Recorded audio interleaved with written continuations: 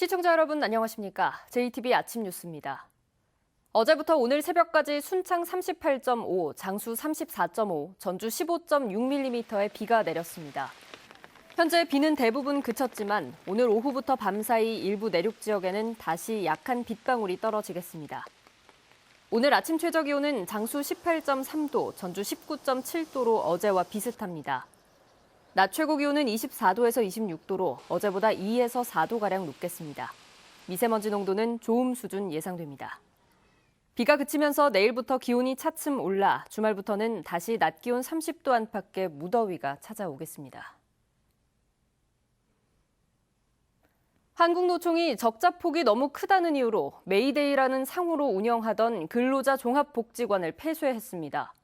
헬스장과 사우나 이용객 등 640여 명의 피해 금액만 7억 원을 넘어 보상 대책 없이 운영을 중단한 한국노총이 큰 비난을 받고 있습니다. 김철 기자입니다.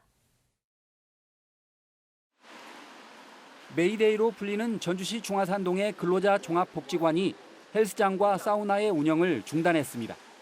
도시가스 요금을 체납할 정도로 만성 적자가 심각하기 때문입니다. 620명의 이용객은 폐쇄를 알리는 갑작스러운 문자에 분통을 터뜨립니다. 어이없죠 지금. 이게 말도 안 그러면 진작부터 말을 해줘야죠. 이렇다는 것을 5월달에 끌었어요. 5월에 얼마 안 하셨네요. 아니죠. 임금을 받지 못한 복지관 근로자와 회원 그리고 보증금이 떼일 임차인을 포함하면 모두 640여 명이 7억 4천만 원의 피해를 볼 것으로 추산됩니다. 2005년 전주시로부터 건물을 위탁받아 복지관을 운영한 한국노총 전주완주 지부는 보상책도 발표하지 않고 문을 닫았습니다. 또 환부를 전주시에게 알아보라고 안내해 무책임하다는 비판을 받고 있습니다. 한국노총이나 더 믿으신 거죠? 사람들이 이제 그렇겠죠. 노조가 적어도 이렇게 개인 사업자 같이 부도내고 뭐라 주랭랑 친다는 생각을 안 치. 업체들이 좀 주변에 많이 생기고 그러면서 많이 좀 급격히 떨어지면서 그때부터 부채가 급격히 증가가 된 것 같아요. 전주 안주지구 운영위 회의를 좀 소집하고 이후 대책을 좀 준비하고 있는 것 같아요. 복지관이 한국노총의 독립채산제로 운영돼 전주시가 보상을 해주기도 어렵습니다. 저희가 지급할 의무는 없습니다. 법률구조공단이라든가 저희가 법률 서비스를 받을 수 있도록 최대 안내하고 그 사람들이 법적 대응할 때 거기에 따른 우리 시에서 대응을 할 수 있도록 같이 대응할 수 있도록 노력하겠습니다. 각각 수십만 원의 회비를 돌려받지 못한 600여 명의 회원들과 1억 1천만 원의 보증금이 묶인 임차인들은 한국노총을 상대로 소송을 준비할 것으로 보입니다. JTB 뉴스 김철입니다. 전북대 교수가 논문에 자녀 이름을 끼워 넣어서 입시에 활용했다가 적발된 사안에 대해 교육부가 이들의 입학을 취소하라고 통보했습니다. 교육부가 논문 끼워 넣기 부정행위와 관련해 입학 취소를 통보한 건 이번이 처음인데요. 하지만 전북대는 이 통보를 받아들이지 않을 것으로 보입니다. 전북대 김동원 총장이 사과는 했지만 진정성이 있는지 생각해 보게 됩니다. 오정현 기자의 보도입니다. 전북대 이모 교수 자녀는 SCI급 논문 공동 저자라고 적힌 학생 기록부와 함께 포트폴리오로 해당 논문을 제출했고 또 다른 자녀는 자기소개서에 자신을 논문 공동 저자라고 소개했습니다. 이들이 자랑한 논문은 아버지 논문에 이름만 올린 가짜 실적. 교육부는 끼워넣기 논문 실적을 제출한 이들의 입학을 취소하라고 통보했는데 전북대는 일단 거부할 모양새입니다. 외부 활동 실적 그런 부분은 가점 주고 그런 부분이 전혀 없다라는 거죠. 학생부에 기재된 내용을 전북대학교에서는 절대 반영하지 않았다. 절차상에 아무런 문제가 없었다는 부분을. 가짜 논문 실적이 제출된 건 맞지만 평가에 반영되진 않아 합격과 입학은 정당하다는 논리입니다. 하지만 교육부 관점은 다릅니다.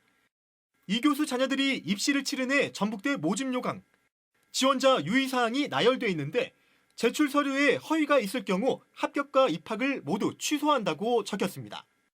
끼워넣기 논문은 가짜 실적이고 곧 허위 기재에 해당하기 때문에 입학 취소가 마땅하다는 겁니다.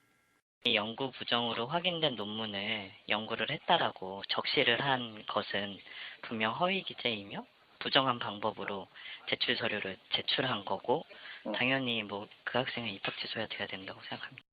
교육부의 입학 취소 통보는 강제성이 없어 대학이 거부하면 더 이상 조치는 불가능한 상황. 입시 비리 적발 시 대학의 장이 입학 허가를 취소하도록 강제하는 법안은 현재 국회에 계류 중입니다. JTB 뉴스 오장현입니다. 고준위 방패물인 사용 후 해결료 처리 방안을 마련하기 위한 재검토위원회 활동이 본격적으로 시작됐습니다.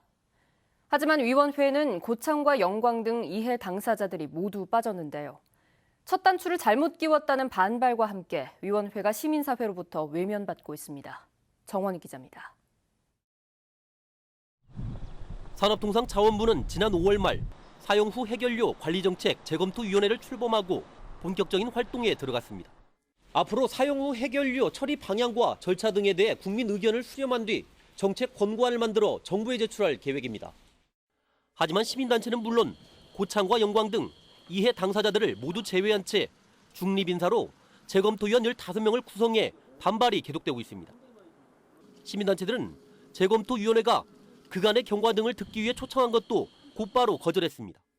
안 됐던 것 같은데 앞으로도 어떻게 만날지 소통할지 이런 것도 주요 안건으로 논의하고 계시거든요. 재검토위원회가 의제 등 3개의 분과를 만들어 시민단체, 원전 지역과 소통하겠다고 밝혔지만 이 역시 거절할 예정입니다. 또 박근혜 정부 시절에도 시민단체 2명이 공론화 위원으로 참여했다며 더욱 후퇴한 위원 구성을 다시 해야 한다고 거듭 주장했습니다. 이해 당사자들이 직접 참여할 수 있는 그런 위원회로 재구성될 필요가 있다고 생각합니다. 6개월간의 준비단 활동을 거친 뒤 꾸려진 재검토위원회가 시민사회로부터 외면받으면서 제 역할을 할 수 있을지 우려가 커지고 있습니다. JTB 뉴스 정원익입니다. 전라북도가 14개 시군과 함께 내년부터 1년에 60만 원의 농민 공익수당을 지급하기로 하고 곧 조례도 만들 예정입니다. 그런데 일부 농민단체가 지급액 결정에 이견을 제기하고 나오면서 조례 제정 과정에 갈등이 예상됩니다. 권대성 기자입니다. 고창군이 하반기에 농가 한 곳당 30만 원의 농민 공익수당을 지급합니다. 전북 시군 가운데 처음입니다. 의회에서 예산이 확보를 해줘야 통과가 되면 지금 바로 신청을 받으려고 진행하려고 하고 있거든요. 농민 공익수당은 내년부터 14개 시군 모두에서 지급됩니다. 전라북도와 14개 시군이 한 해 60만 원을 지급하기로 지난 1일 협약했기 때문입니다. 협약 시에는 농민단체들도 참여했고 전라북도는 민관 협치의 성과라고 강조했습니다. 농업과 농촌의 공익적 가치를 우리 지역사회가 협의와 합의를 통해서 인정을 했고 또 농민은 그것을 통해서 자긍심을 회복했다는 데에서 큰 의의가 있다고 생각합니다. 전라북도는 곧 조례를 만들 예정입니다. 그런데 일부 농민단체가 뒤늦게 지급액을 두고 이견을 드러내고 있습니다. 농민회는 지급액 결정 과정에서 의견이 충분히 반영되지 않았다고 주장하고 나섰습니다. 이를 바로잡기 위해 연 120만 원 지급을 못 박는 조례 제정을 촉구하는 운동을 시민 사회단체들과 펼치기로 했습니다. 이제 전라북도가 시작하는 거에 대해서는 큰 의미가 있고 그러나 이제 공익적 가치에 대해서 존중하는 분다면 최소 월 10만 원은 되어야 농민들은 좀 수용하지 않겠느냐. 전라북도는 지급액은 재정 형편 등을 고려해 시군과 결정한 것으로 농민회의 주장을 수용하기 힘들다고 밝혀 조례 제정 과정에서 진통도 예상됩니다. JTB 뉴스 권대성입니다.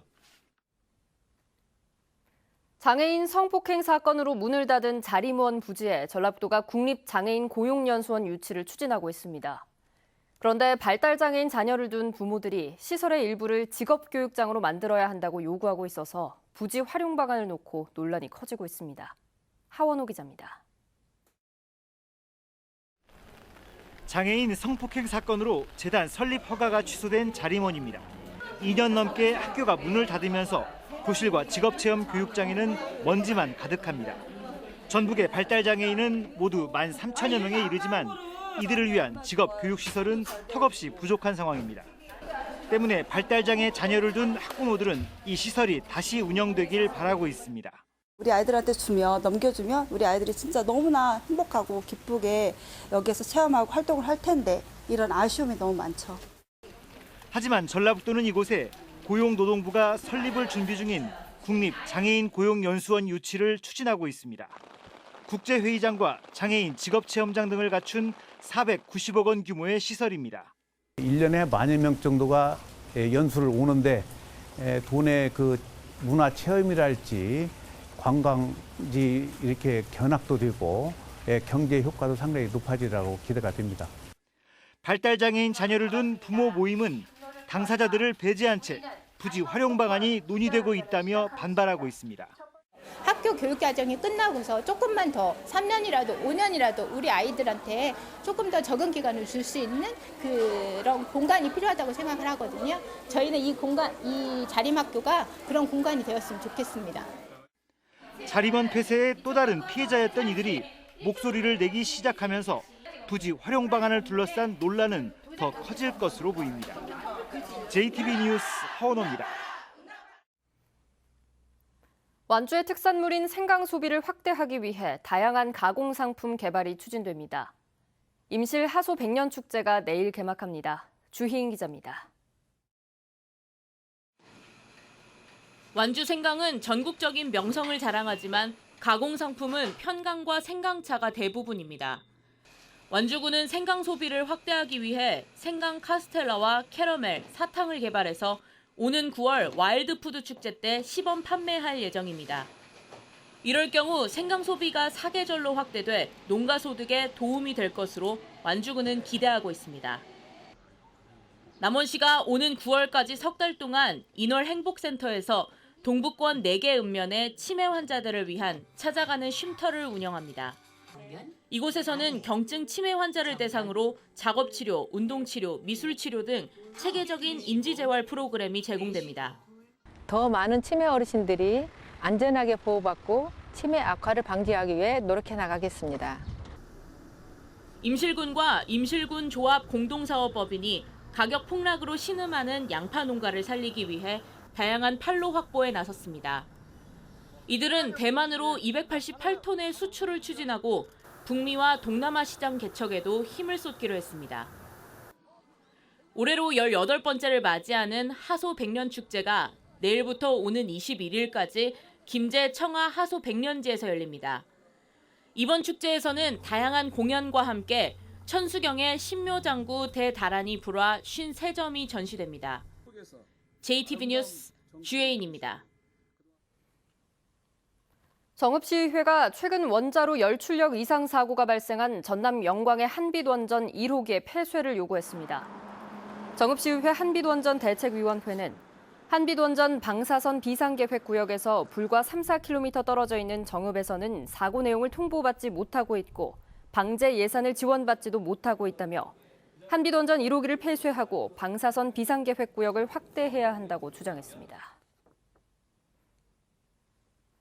소와 돼지 등 우제류에 구제역 백신을 제대로 접종하지 않은 농가에 대한 처벌이 강화됩니다. 전라북도는 올 들어 구제역 백신 접종이 미흡한 농가 5곳에 과태료 580만 원을 부과했지만 이달부터는 농가 한 곳당 최소 200만 원을 부과한다고 밝혔습니다.